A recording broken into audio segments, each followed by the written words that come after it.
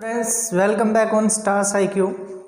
देखिए, हम जो जीके की वीडियोस अभी तक आई हैं वो मुग़ल काल से संबंधित थी और आज की जो हमारी वीडियो होगी वो होगी आधुनिक भारत से संबंधित। आज से हम मॉडर्न इंडिया की शुरुआत कर रहे हैं और मॉडर्न इंडिया अगर आप किसी भी एग्ज़ाम को देखोगे तो हर एग्ज़ाम पर्सपेक्टिव से वन ऑफ द इम्पोर्टेंट जो पार्ट है हिस्ट्री का वो है मॉडर्न इंडिया। और मॉडर्न इंडिया के अंदर जितने भी महत्वपूर्ण आंदोलन हैं उनको पढ़ेंगे और हमारी जो मॉडर्न इंडिया की क्लास होगी उसकी शुरुआत करेंगे हम कहाँ से? 1885 से, क्योंकि 1885 का जो समय रहा है जिस समय भारतीय राष्ट्रीय कांग्रेस की स्थापना हुई तो उसके बाद भारत के आधुनिक इतिहास में बहुत सारे परिवर्तन हुए, बहुत सारे आंदोलन चले। उन सभी आंदोलनों की जो कंपाइलेशन है उसी को हम आधुनिक भारत में पढ़ते हैं। तो आधुनिक जो भारत है उसकी शुरुआत करते हैं हम भारतीय राष्ट्रीय कांग्रेस से।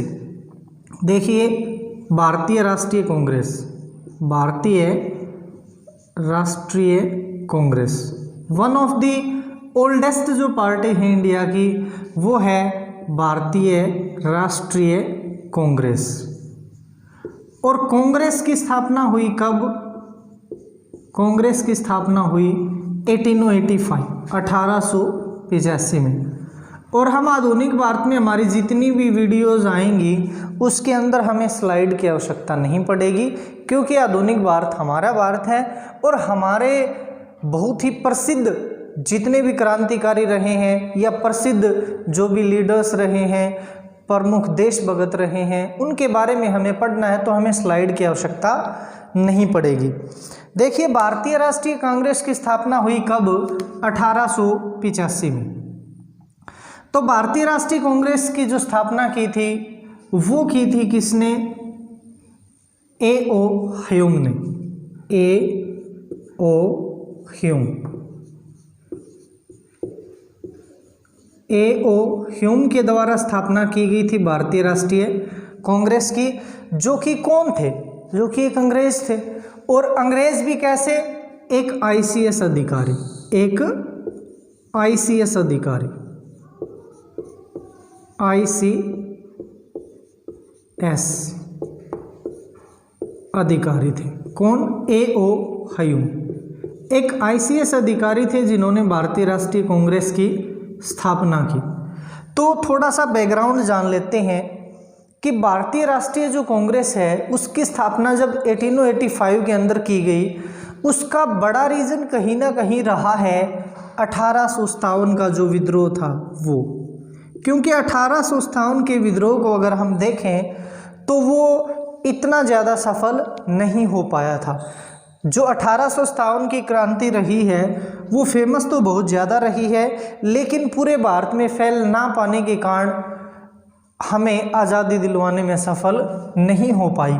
और उसी का जो कहीं ना कहीं परिणाम है कि भारतीय राष्ट्रीय कांग्रेस की स्थापना होती है और एक राष्ट्रीय चेतना जगती है। लेकिन अगर हम भारतीय राष्ट्रीय कांग्रेस की स्थापना की भी बात करें तो उस समय हमारी कंट्री के अंदर जो वायसरॉय थे,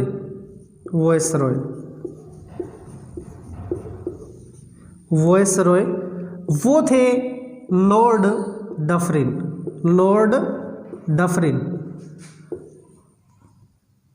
और लॉर्ड डफरिन का जो कार्यकाल रहा है वो रहा है 1884 से लेकर 1888 तक। ये बहुत ही महत्वपूर्ण काल रहा है और कहा जाता है कि A.O. ह्यूम ने जो भारतीय राष्ट्रीय कांग्रेस की स्थापना की थी वो की थी कहीं ना कहीं किससे प्रभावित होकर? लॉर्ड डफरिन से। ऐसा माना जाता है कि भारतीय राष्ट्रीय कांग्रेस को उपज माना जाता है किसकी?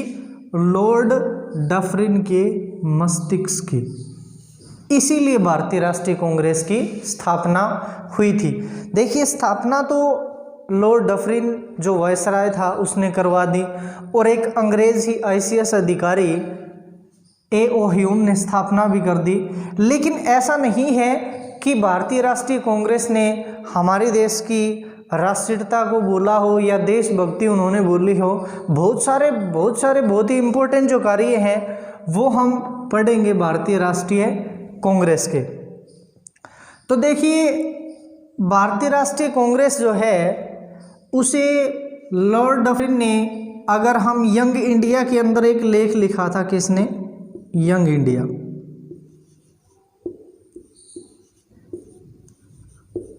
यंग इंडिया के अंदर लेख लिखा था लाला लाजपत राय ने, लाला लाजपत राय। और यंग इंडिया के अंदर लिखते थे लाला लाजपत राय, और उन्होंने अपने एक लेख में देखिए एक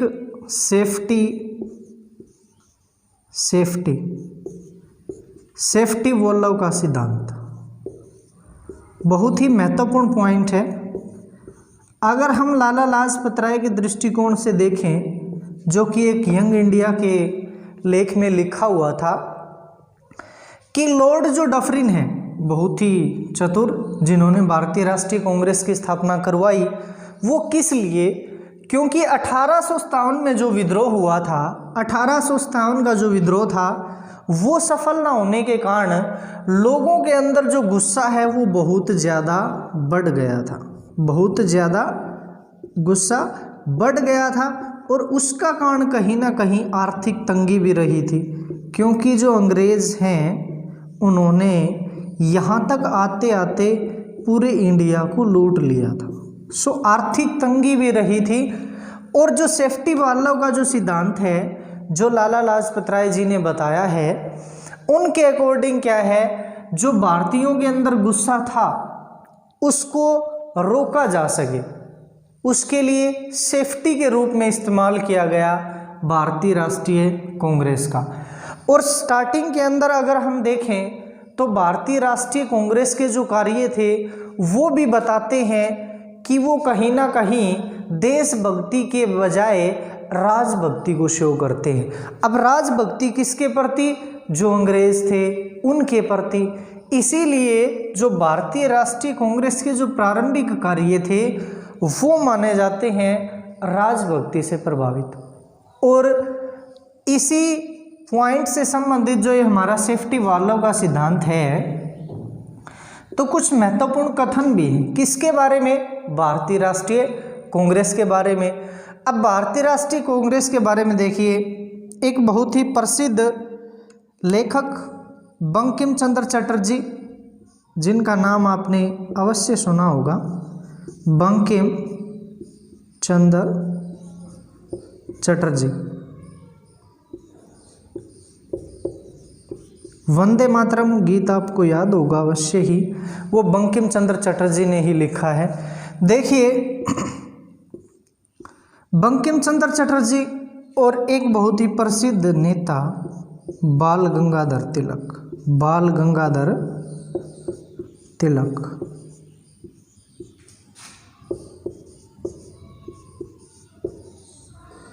बाल गंगाधर जो तिलक हैं, उन्होंने कांग्रेस के बारे में क्या कहा था? उन्होंने कहा था अगर हम साल में एक बार, देखिए अगर हम साल में एक बार मेंढक की तरह टर्राएं तो कुछ भी नहीं कर सकते। और ऐसी ही स्थिति थी किसकी? भारतीय राष्ट्रीय कांग्रेस की। तो ये बाल गंगाधर तिलक जी का बहुत ही प्रसिद्ध कथन है कि अगर हम साल में एक बार मेंढक की तरह टर्राएं तो कुछ भी नहीं कर सकते। तो बाल गंगाधर तिलक हो या बंकिम चंद्र चटर्जी हो, कांग्रेस से संबंधित इनके बहुत ही फेमस कथन रहे हैं। और भी कुछ प्रसिद्ध व्यक्ति थे जिनका मानना था कि जो कांग्रेस है वो कुछ भी नहीं कर सकती। वो इसी बात से संबंधित थे, जो हमारा सेफ्टी वाल्व का सिद्धांत है उसी से रिलेटेड ये पॉइंट है कि भारतीय राष्ट्रीय जो कांग्रेस है वो कुछ भी नहीं कर सकती। तो हम डिटेल में जानेंगे कि भारतीय राष्ट्रीय कांग्रेस ने क्या क्या कार्य किए हैं, कौन कौन से ऐसे प्रसिद्ध जो नेता हैं वो भारतीय राष्ट्रीय कांग्रेस से संबंधित रहे हैं। हम फुल्ली डिस्कस करेंगे। उम्मीद है कि आपको वीडियो अच्छी भी लग रही होगी। अगर अच्छी लग रही है तो लाइक भी कर दीजिए प्लीज़। देखिए 1800 अगर हम 85 से लेकर अगर हम बात करें 1905, तो ये जो कार्यकाल रहा है ये कुछ एक ऐसा कार्यकाल था जिस समय जो कांग्रेस थी, अगर उसको हम दलों में विभाजित करें तो माना जाता है कि ये नरम दल का पीरियड था। एक ऐसी अवधि थी जिस समय कांग्रेस कुछ ज़्यादा नहीं कर पाई, लेकिन जब गरम दल आएगा, जब 1905 के बाद के बारे में पढ़ेंगे तो काफ़ी इंटरेस्टिंग फैक्ट्स हम पढ़ेंगे। तो देखिए जो नरम दल है मीन्स कांग्रेस के अंदर जो उस समय जो प्रसिद्ध नेता थे, चाहे वो दादा भाई नौरोजी हो, बदरुद्दीन तैयब जी हों, आनंद मोहन बोस हों या रमेश चंद्र दत्त हों, ये कुछ ऐसे नेता थे जिनका विश्वास था कि जो अंग्रेज हैं वो उनकी मांगों को अगर वो उनसे प्रार्थना करें तो आसानी से मान लेंगे। और उस समय की अगर कांग्रेस को हम देखें 1885 से लेकर 1905 तक की जो कांग्रेस थी उसे अंग्रेज़ों के अंदर बहुत ज़्यादा विश्वास था। उन्हें लगता था कि वो अपनी जो मांगे हैं वो अंग्रेज़ों के सामने रखेंगे और अंग्रेज़ उनकी मांगों को मान लेंगे। तो ऐसा नहीं है कि कांग्रेस ने जो भी उस समय मांग रखी कि एक भी ना मानी गई हो, कुछ ऐसी मांगे थीं जो मान ली गई थी, जो कि कांग्रेस के जो नेता थे। और भारतीय राष्ट्रीय कांग्रेस जो है ना, इसका हर वर्ष एक अधिवेशन होता था, अधिवेशन होता था हर वर्ष में एक अधिवेशन होता था। तो यहाँ से कुछ महत्वपूर्ण जो फैक्ट्स हैं उनको हम देखेंगे। देखिए पहला जो अधिवेशन हुआ वो कहाँ पर हुआ, पहला अधिवेशन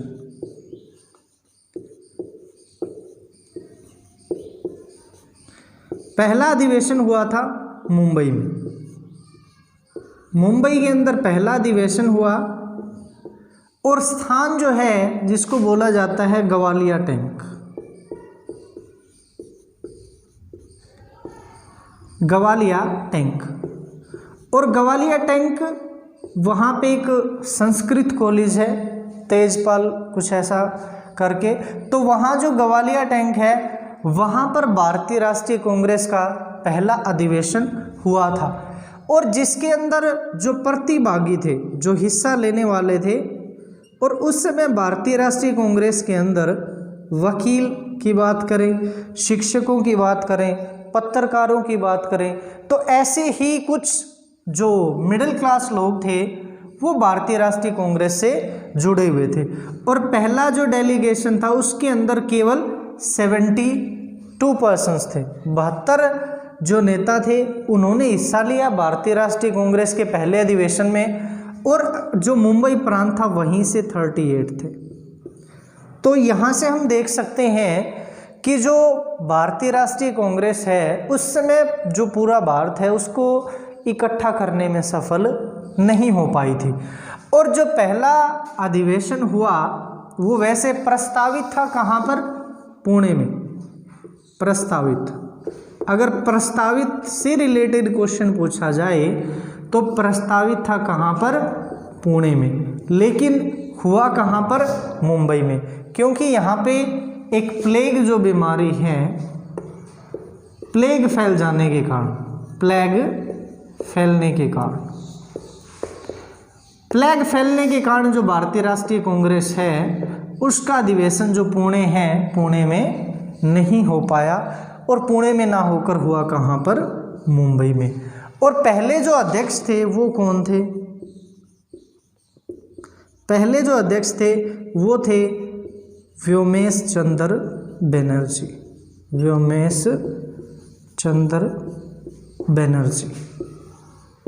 तो पहले अध्यक्ष व्योमेश चंद्र बनर्जी थे और ये कांग्रेस के बहुत ही प्रसिद्ध नेताओं में से एक रहे हैं। व्योमेश चंद्र बनर्जी हो या फिर दादा भाई नौरोजी हो या लाला लाजपत राय हो, ये बहुत ही प्रसिद्ध नेता रहे हैं। तो व्योमेश चंद्र बनर्जी अध्यक्ष थे, अध्यक्ष व्योमेश चंद्र बनर्जी थे, लेकिन जो सचिव थे वो कौन थे, A.O.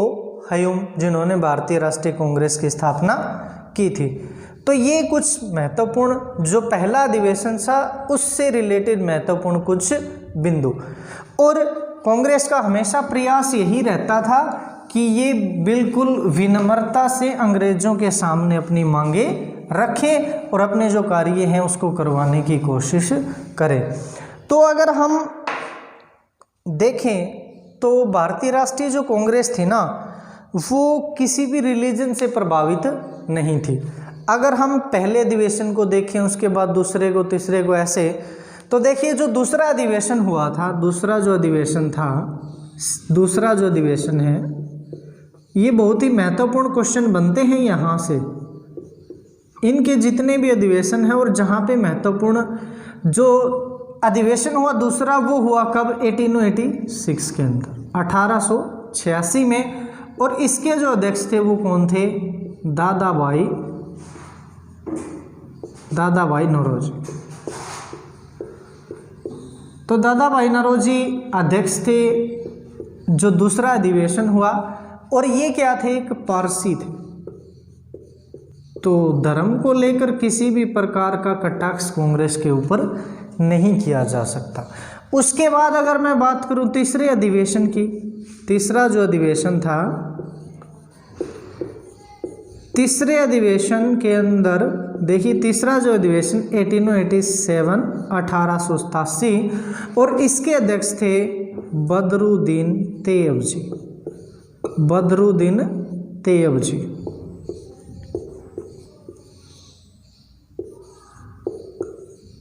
बदरुद्दीन तैयब जी जो कौन थे? एक मुस्लिम थे।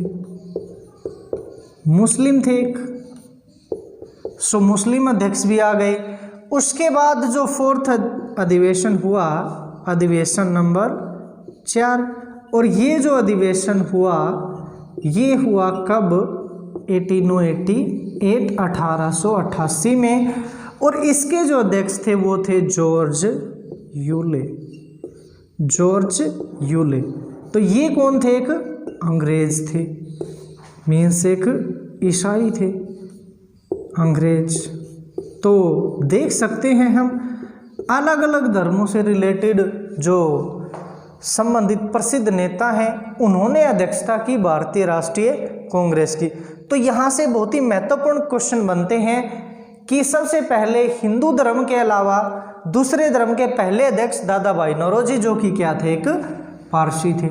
उसके बाद क्वेश्चन बनता है कि भारतीय राष्ट्रीय कांग्रेस के पहले मुस्लिम अध्यक्ष कौन थे? वो कौन थे? बदरुद्दीन तैयब जी। और अगर पहले अंग्रेज अध्यक्ष पूछे तो वो कौन थे? George Yule. तो देखिए 1888 आते आते अगर हम 1887 की ही बात करें, 1887, तो अंग्रेज ना तो ज़्यादा डर रहे थे भारतीय राष्ट्रीय कांग्रेस से 1887 तक, और ना ही जो भारतीय राष्ट्रीय कांग्रेस है उनकी जो मांगे हैं वो ज़्यादा स्वीकार की जा रही थी। तो इसीलिए क्या हुआ कि 1887 में भारतीय सुधार समिति, भारतीय सुधार समिति, भारतीय सुधार समिति की स्थापना की दादाभाई नौरोजी ने। कहाँ पर? इंग्लैंड में। तो जो भारतीय राष्ट्रीय कांग्रेस के सदस्य थे वो इंग्लैंड में जाकर कोशिश कर रहे थे कि भारत की जो स्थिति है ना वो अंग्रेजों को दिखाई जा सके और वो कुछ ना कुछ कर सके, ताकि वो वहाँ के जो मूल निवासी हैं उनकी मदद ले सकें और भारत के अंदर कुछ ना कुछ सुधार करवा सकें। तो इसीलिए भारतीय सुधार समिति की स्थापना की गई कब? 1887 में। और वो किसने की? दादाभाई नौरोजी। दादाभाई नौरोजी। और दादाभाई नौरोजी ने एक और महत्वपूर्ण काम किया है। क्या महत्वपूर्ण काम किया है? जो भारतीय राष्ट्रीय कांग्रेस है, भारतीय राष्ट्रीय कांग्रेस का जो पहले नाम था वो था भारतीय राष्ट्रीय संघ। भारतीय राष्ट्रीय संघ के नाम से जाना जाता था भारतीय राष्ट्रीय कांग्रेस को। लेकिन दादाभाई नौरोजी ने एक प्रस्ताव रखा कि इसका जो नाम है वो चेंज कर दिया जाए भारतीय राष्ट्रीय संघ। और फिर बाद में क्या बना? भारतीय राष्ट्रीय Congress, INC Indian national Congress के नाम से जैसे जाना गया।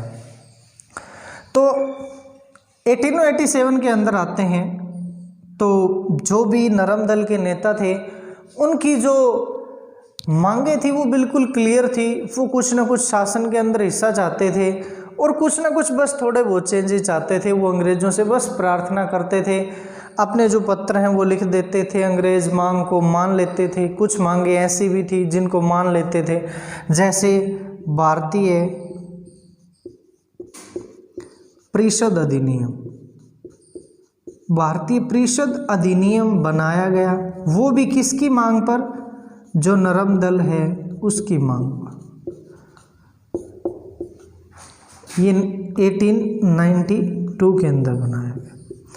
तो कुछ जो मांगे हैं वो मान ली जाती थी। ऐसा नहीं है कि जो अंग्रेज़ हैं वो भारतीय राष्ट्रीय कांग्रेस की बिल्कुल भी नहीं मानते थे।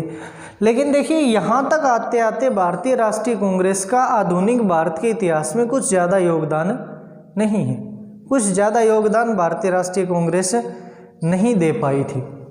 लेकिन ये जो हमारा टाइम है 1885 से लेकर अगर हम बात करें 1905 तक की, ये तो एक जो फर्स्ट फेज़ था कांग्रेस का, जिसे हम नरम दल के नाम से जानते हैं। तो नरम दल का कार्यकाल रहा है मेनली यहाँ तक तो। लेकिन उसके बाद जो गरम दल के नेता रहे हैं, लाल बाल पाल नाम से आपने अवश्य ही इनके जो नाम हैं वो सुने होंगे। उसके बाद से कुछ इंस्टेंट जो चेंजेस हैं वो भारतीय इतिहास में हमें देखने को मिलते हैं। तो अब हम जो गरम दल है उसके बारे में जानेंगे कि क्या क्या काम किए गरम दल ने, और इनके कुछ प्रसिद्ध नेताओं के बारे में जानेंगे। काल रहा है उससे पहले हम कुछ एक ऐसे कारणों के बारे में पढ़ेंगे जिनके कारण जो गरम दल के नेता हैं वो इतने ज़्यादा प्रभावित हुए, और अंग्रेज़ों ने ऐसा क्या किया कि जो गरम दल के नेता हैं वो इतने ज़्यादा सक्रिय हुए। तो सबसे पहले जो देखते हैं हम, ये जो भी मैं बोर्ड के ऊपर नोट कर रहा हूँ इसको आप भी साथ में नोट करते चलिए। One of the important question जो हैं वो नोट किए जा रहे हैं यहाँ पे। देखिए अगर फर्स्ट जो रीज़न देखें वो देखते हैं हम vernacular press act, vernacular press act, और 1878 के अंदर, और एक शस्त्र एक्ट जो इसी वर्ष लागू किया गया था, शस्त्र या फिर आर्म्स एक्ट बोल दें हम इसको, आर्म्स एक्ट, ये भी इसी वर्ष पास किया गया था। कब? 1878 में ही।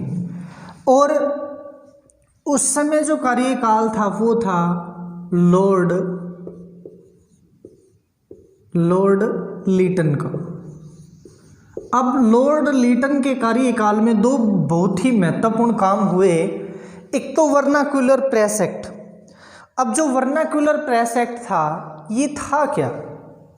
देखिए 1878 तक आते आते 1857 के बाद भारत में भी जो राष्ट्रीय चेतना है वो लोगों के अंदर बहुत ज़्यादा बढ़ने लगी थी, और वही जो राष्ट्रीय चेतना थी उसी का स्वरूप हमें दिखाई देखने को मिलता था। कहाँ पर? पत्र और पत्रिकाओं में। तो अंग्रेज़ों ने क्या किया, एक एक्ट बनाया वर्नाक्यूलर प्रेस एक्ट, जिसको 1878 में लागू किया गया। इस कानून के तहत जो भी राष्ट्रीयता से संबंधित मटेरियल होता था उसके ऊपर ब्रिटिशर्स ने रोक लगाना शुरू कर दी। और प्रेस स्वतंत्र होना बहुत ज़्यादा ज़रूरी होता है। मीडिया किसी भी देश के विकास के लिए बहुत ज़्यादा ज़रूरी होता है। लेकिन मुझे बड़े खेद के साथ कहना पड़ रहा है कि वर्तमान की अगर बात करें तो हमारे देश का जो मीडिया है वो अपनी नैतिकता की सभी हदें पार कर चुका है। वो तो कुछ मतलब जो रियलिटी है उससे कोसों दूर हमारा जो मीडिया है वो चल रहा है। तो मीडिया को बहुत ज़्यादा महत्वपूर्ण माना जाता है। और ऐसा ही एक एक्ट था वर्नाक्यूलर प्रेस एक्ट, जिसमें जो भी अंग्रेज़ों को लगता था कि जो राष्ट्रीय भक्ति को जगा सकती हैं चीज़ें, ऐसी जो चीज़ें थी उनको बंद करवा दिया गया था। और एक था शस्त्र या फिर आर्म्स एक्ट जिसको हम बोलते हैं। अब जो आर्म्स एक्ट था उसमें क्या था, जो भी भारतीय नागरिक थे वो अपने साथ में हथियार नहीं रख सकते थे, उनको हथियार रखने की अनुमति नहीं थी। उसके बाद तीसरा जो महत्वपूर्ण कारण है वो देखते हैं हम, भारतीय विश्वविद्यालय अधिनियम, विश्वविद्यालय अधिनियम। अब ये जो भारतीय विश्वविद्यालय अधिनियम था ये पारित हुआ था कब, 1904 में। और 1904 में ये जो भारतीय विश्वविद्यालय अधिनियम था इसके अंदर कुछ ऐसे प्रावधान थे। देखिए, एक तो जो सरकारी नियंत्रण है ना, जो सरकारी नियंत्रण है वो बहुत ज़्यादा बढ़ गया था। उसका कारण क्या था, अंग्रेज़ों को लगता था कि जो विश्वविद्यालय या फिर जो कॉलेज हैं उनके अंदर पढ़ाई नहीं, क्या किया जाता है, क्रांतिकारियों को तैयार किया जा रहा है, क्रांतिकारियों को तैयार किया जा रहा है, या लोगों के बीच में जो राष्ट्रीय चेतना है वो बहुत ज़्यादा बढ़ रही है। इसीलिए एक कानून बना 1904 में जिसे जाना जाता है भारतीय विश्वविद्यालय अधिनियम के नाम से, जिसके तहत जो विश्वविद्यालय थे उनको ब्रिटिशर्स अपने नियंत्रण में रख सके। तो देखिए, ये कुछ महत्वपूर्ण काम किए अंग्रेजों ने। बहुत ही यहाँ से महत्वपूर्ण क्वेश्चंस आते हैं। और यहाँ भी देख लीजिए, वर्नाक्यूलर प्रेस एक्ट से रिलेटेड एक क्वेश्चन और भी है कि इसको रद्द किसने किया था, रद्द किया किसने, रद्द किया इसको लॉर्ड रिपन ने। लॉर्ड रिपन भारतीय प्रेस का जनक कहा जाता है लॉर्ड रिपन को। उसका कारण यही है कि लॉर्ड लिटन ने तो भारतीय जो वर्नाक्यूलर प्रेस एक्ट था, भारतीय प्रेस को दबाने की कोशिश की, और लॉर्ड रिपन ने ये जो कानून था इसको रद्द कर दिया था। तो ये एक तो आर्म्स एक्ट कब पारित हुआ, 1878 में, वर्नाक्यूलर प्रेस एक्ट 1878 में।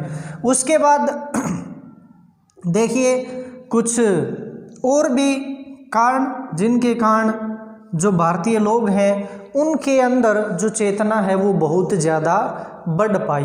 देखिए, बाल गंगाधर हैं, बाल गंगाधर तिलक, इनका जो एक क्योट है वो बहुत ही ज़्यादा फेमस है। इनका जो क्योट है वो एक बहुत ज़्यादा फेमस है। क्या है कि स्वतंत्रता मेरा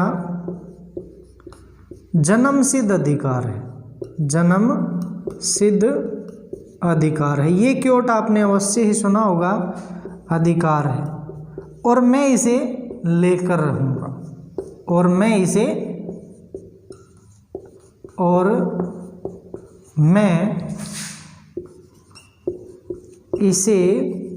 लेकर रहूँगा।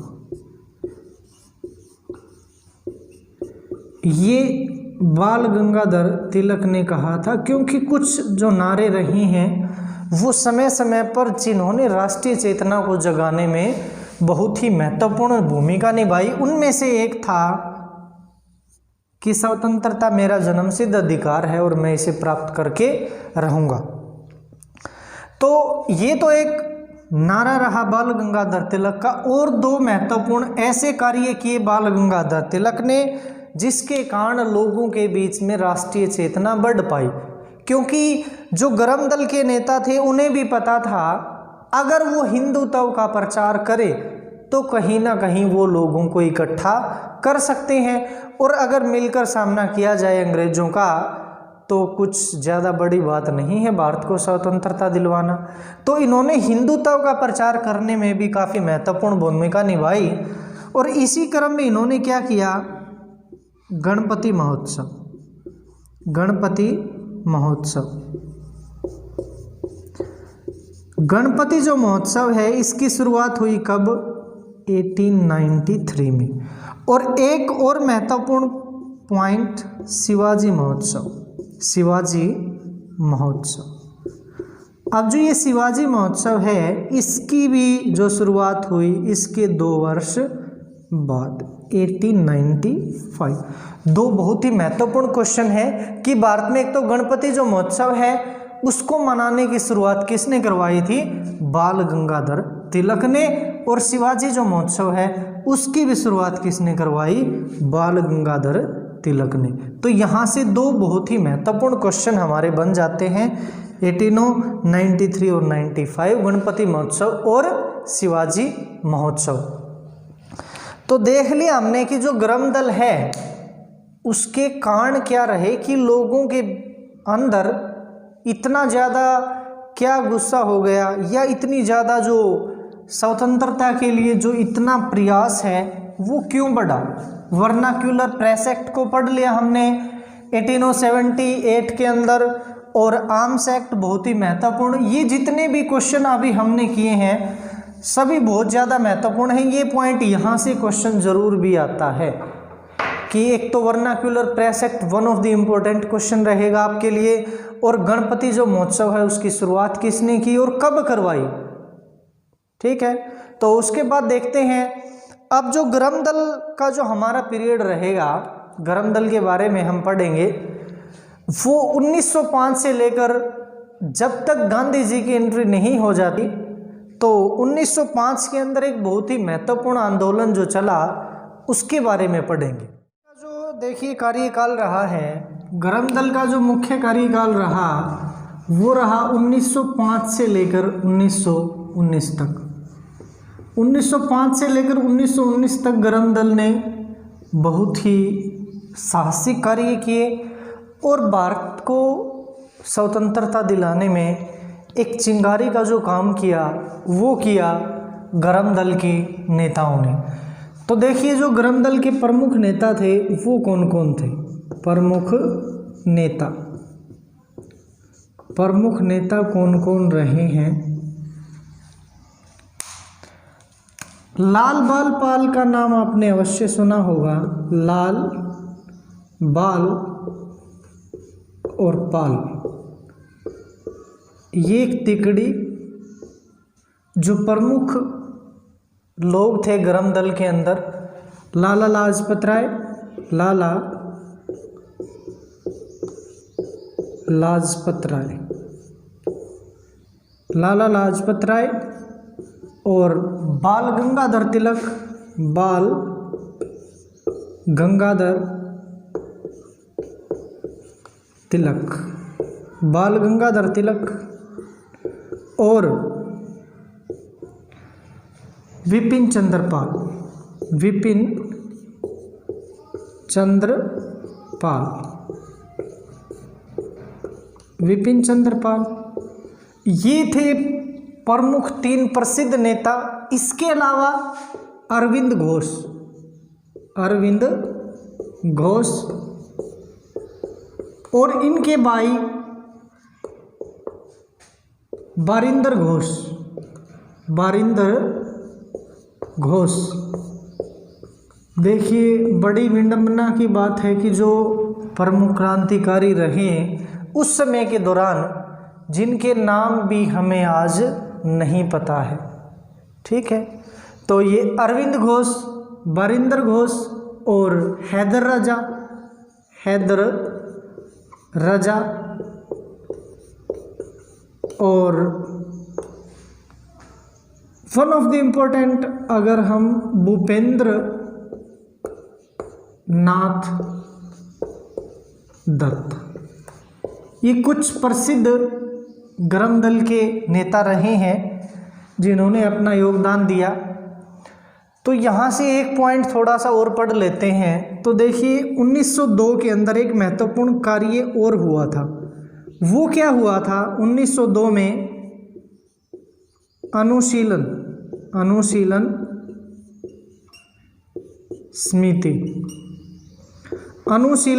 समिति। अब ये अनुशीलन जो समिति थी, ये थी क्या? अनुशीलन समिति।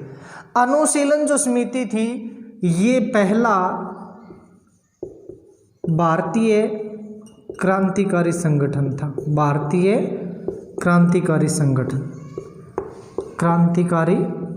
संगठन सबसे पहला। अगर भारतीय क्रांतिकारी संगठन की अगर हम बात करें तो वो था अनुशीलन और समिति। और अनुशीलन समिति के अंदर अरविंद घोष और भूपेंद्र नाथ दत्त, जो कि स्वामी विवेकानंद के भाई थे, और अरविंद घोष के जो भाई थे बारिंद्र घोष, इनका काफ़ी योगदान रहा है अनुशीलन समिति को बनाने में। और जो अनुशीलन समिति थी, उसने अपना जो कार्य जो प्रारंभ किया था, वो कहा जाता है कि अखाड़ों से शुरुआत की थी। वहाँ से जो पहलवान थे, उनको अपनी समिति के अंदर शामिल करना शुरू किया था। और एक जो समिति है जिसका निर्माण किया, अनुशीलन समिति। और एक ऐसा क्रांतिकारी संगठन जो 1930 के आसपास तक जिसने कार्य किया। इसके अंदर फिर और भी जो प्रसिद्ध क्रांतिकारी नेता हैं वो शामिल होंगे, जैसे सूर्य सेन रहे हैं वो समय के साथ साथ। लेकिन जो प्रारंभिक अगर शुरुआत मानी जाए, अरविंद घोष, बारिंद्र घोष या फिर भूपेंद्र नाथ दत्त, जो अनुशीलन समिति के प्रारंभिक जो सदस्य रहे थे। तो देखिए ये जो प्रमुख नेता हैं, ये हैं गरम दल के नेता। और गरम दल के नेताओं के अंदर इतनी जो क्रांतिकारी की जो भावना है, वो ऐसे ही नहीं जगी। अगर हम समकालीन विषयों को देखें, समकालीन विषयों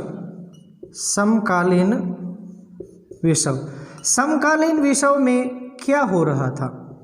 समकालीन विषयों में जहाँ से इन गरम दल के नेताओं को प्रेरणा मिली।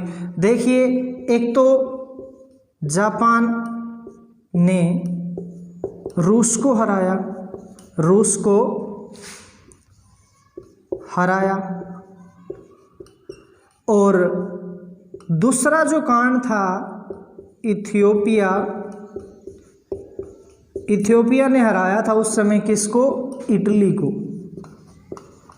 और उस समय क्या चल रहा था? तुर्की, जैसे अगर हम बात करें कुछ और देशों की, तुर्की और चीन, यहाँ पर क्या चल रहे थे? जनवादी आंदोलन। ये कारण रहे जिनके कारण जो जोश है वो भर पाया, जो गरम दल के नेता थे, कि हम भी हमारे देश के लिए स्वतंत्रता प्राप्त करें। अगर जापान जैसा छोटा जो देश है, अगर वो रूस को हरा सकता है, तो हम ब्रिटेन को क्यों नहीं हरा सकते? तो ये जो प्रसिद्ध नेता रहे हैं, जिन्होंने हमारे देश को स्वतंत्र कराने में बहुत महत्वपूर्ण योगदान दिया है। तो देखिए, ये इतने ज़्यादा गर्म थे कि जो बाल गंगाधर तिलक है ना, बाल गंगाधर तिलक बहुत ज़्यादा फेमस, जिन्हें क्या कहा जाता है? भारतीय अशांति का जनक। भारत की जो अशांति थी ना, उसके जनक कहा जाता है किसको? बाल गंगाधर तिलक को। उसका कारण क्या है? क्यों?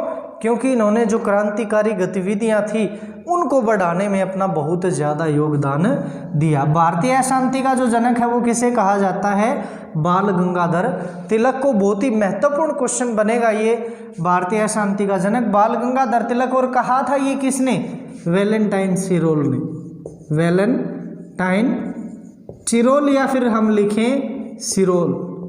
इन्होंने बाल गंगाधर तिलक को कहा था भारतीय अशांति का जनक। बहुत ही महत्वपूर्ण क्वेश्चन बनता है। और एक अनुशीलन जो समिति है उसकी स्थापना कब हुई? 1902 के अंदर। भूपेंद्र नाथ दत्त और बारिंदर घोष, जो कि एक बहुत ही महत्वपूर्ण जो क्रांतिकारी नेता रहे थे। तो ये थे गर्म दल के कुछ प्रमुख नेता। और गर्म दल के जो प्रमुख नेता हैं उनके अलावा और भी जो फैक्ट्स हैं, अब देखिए इसके बाद क्या हुआ। 1905 के अंदर एक और महत्वपूर्ण घटना हुई। वो जो घटना थी वो क्या थी, आप सभी को याद होगा, बंगाल विभाजन। बंगाल विभाजन भारतीय इतिहास के अंदर बहुत ज़्यादा महत्वपूर्ण रहा है। देखिए बंगाल विभाजन, बंगाल का जो विभाजन है वो किया गया कब? बंगाल विभाजन, बंगाल विभाजन हुआ 1905 में, 1905 में। और उस समय जो वायसरॉय थे वो थे Lord Curzon. Lord Curzon, Lord Curzon का कार्यकाल था जिस समय भारत में क्या हुआ, बंगाल विभाजन हुआ। तो बंगाल विभाजन अगर अंग्रेजों की दृष्टि से, ब्रिटिशर्स की दृष्टि से देखें तो उनका मानना था कि जो बंगाल है वो बहुत बड़ा प्रांत है, यहाँ की जो प्रशासकीय व्यवस्था है इसको चलाना उनके लिए बहुत ज़्यादा मुश्किल है। तो इसीलिए जो बंगाल है उसका विभाजन कर दिया गया। बंगाल का जो विभाजन है वो किया गया पूर्वी बंगाल, पूर्वी बंगाल और पश्चिमी बंगाल। पश्चिमी बंगाल जिसको हम आधुनिक आज के समय जो बंगाल पढ़ते हैं वो इंडिया के अंदर जिसकी कैपिटल है कोलकाता, वो है हमारा पश्चिम बंगाल। लेकिन अंग्रेजों ने क्या कर दिया, दो हिस्से कर दिए। बंगाल प्रांत जो कि बहुत बड़ा प्रांत था और बहुत ही समृद्ध प्रांत था उस समय, और उस समय बंगाल के अंदर जितने भी क्रांतिकारी थे ना, प्रारंभिक जो क्रांतिकारी रहे हैं भारत में वो निकले थे बंगाल से। बंगाल के अंदर से जो क्रांतिकारी निकले वो बहुत ज़्यादा फेमस रहे। और पूर्वी बंगाल के अंदर देखिए कौन कौन सा एरिया मिलाया गया, असम, राजशाही,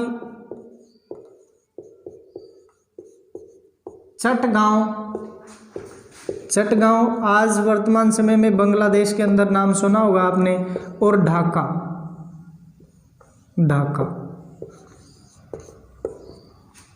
तो अगर अंग्रेजों का उद्देश्य हम यहाँ से देखें तो पहले एक बार पश्चिमी बंगाल को लिख लेते हैं, बिहार, उड़ीसा और बंगाल, बंगाल का कुछ हिस्सा। ये रहा हमारा पश्चिमी बंगाल। और पश्चिम बंगाल के अंदर मेनली बिहार और उड़ीसा और कुछ हिस्सा बंगाल का, जिसको मिलाकर बनाया गया पश्चिमी बंगाल और एक पूर्वी बंगाल। देखिए अंग्रेजों की अगर इसके पीछे इंटेंशन देखें हम, तो वो जो इंटेंशन थी वो थी सांप्रदायिकता। सांप्रदायिकता फैलाना चाहते थे वो, ताकि सांप्रदायिकता के द्वारा हिंदू और मुस्लिम को अलग किया जा सके, हिंदू और मुस्लिम को अलग किया जा सके। क्योंकि अगर दोनों इकट्ठे रहेंगे तो ये अंग्रेजों के लिए खतरा बन जाएंगे। इसीलिए जो बंगाल है उसका विभाजन कर दिया गया। वो किया गया कब? 16 अक्टूबर 1905 को जो बंगाल विभाजन है वो हुआ था, प्रभावी हुआ। और इस दिन बंगाल के अंदर क्या हुआ, इसे मनाया गया शोक दिवस के रूप में, शोक दिवस के रूप में मनाया गया। और क्या किया गया, राखी बांधी गई, आपस में राखी बांधी गई।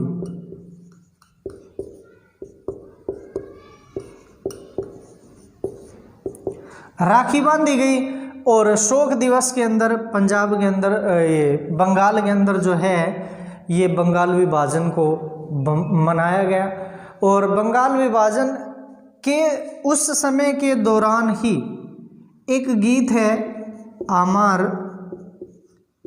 सोनार आमार सोनार बांग्ला। ये राष्ट्रीय गीत है किस देश का? बांग्लादेश का। इसको लिखा था किसने? रविंद्रनाथ टैगोर ने। रविंद्रनाथ टैगोर के द्वारा इस गीत को लिखा गया था। ये उसी समय के दौरान की घटना है, बंगाल विभाजन के समय की। और एक बहुत ही काले दिवस, एक भारतीय इतिहास के लिए एक तरह से कहें तो बहुत ही दुख का दिन। और उसी समय देखिए 1905 के समय ही बंगाल विभाजन के बाद देखिए क्या हुआ। बंगाल विभाजन के बाद भारत के अंदर दो महत्वपूर्ण युद्ध चले, आंदोलन चले, आंदोलन कौन कौन से? एक तो स्वदेशी आंदोलन, और दूसरा कौन सा आंदोलन चला? बहिष्कार। स्वदेशी और बहिष्कार, दो महत्वपूर्ण आंदोलन चले बंगाल विभाजन के बाद। देखिए यहाँ से क्वेश्चन बन सकता है कि बंगाल विभाजन के बाद भारत में कौन से दो महत्वपूर्ण आंदोलन चले? वो चले, एक तो स्वदेशी और एक चला बहिष्कार।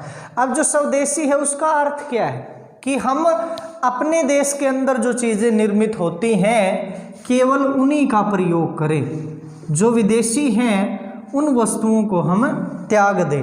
और स्वदेशी आंदोलन के तहत ही बहुत सारे जितने भी सरकारी कर्मचारी थे, चाहे वो कोई डॉक्टर हो, चाहे वो कोई टीचर है, या फिर वकील है, या फिर कॉलेज में जाने वाले स्टूडेंट्स हैं, उन्होंने भी जो अपना कार्य था उसको छोड़ दिया था स्वदेशी आंदोलन के दौरान।